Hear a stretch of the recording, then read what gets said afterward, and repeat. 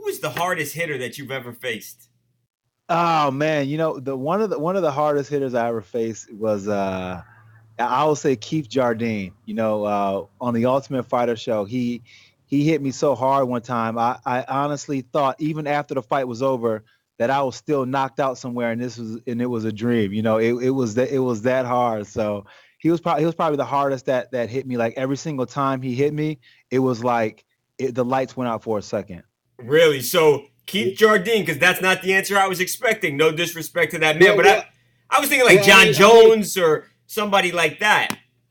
no, Jones, he didn't really hit me that like he caught me with a good elbow, but like as far as like punching and strikes, I can't recall like one of those shots being like, oh man, it was like, made me think twice. You know what I'm saying? Like, I mean, listen, you get caught by a shot with anybody in the fight, you're gonna feel it, right?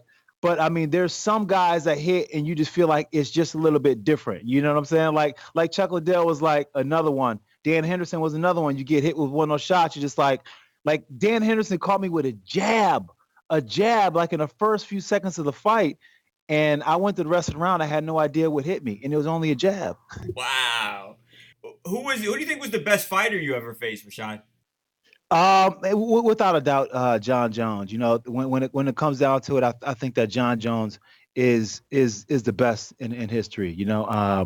Apart from his troubles outside of the cage and things like that, when he's inside the cage, he's dynamic. And he's got some skill.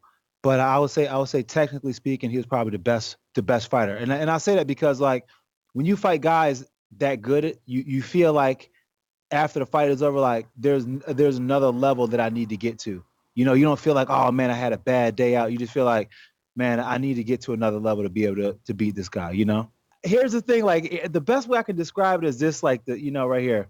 I always thought like my efforts would be enough, to eventually one day to make it to the UFC Hall of Fame, but I never accounted for, my emotions on how I would feel when that honor is bestowed on me. That kind of took me by surprise. So that was surreal. Do you ever sit back and look at the sport and all it's become now? And UFC fighters, man, you could argue Connor's the biggest star in the world, athletically. Like, you were one of the original guys, man. When you ever sit back and look like, wow, look at all that this has become, thanks to someone like me.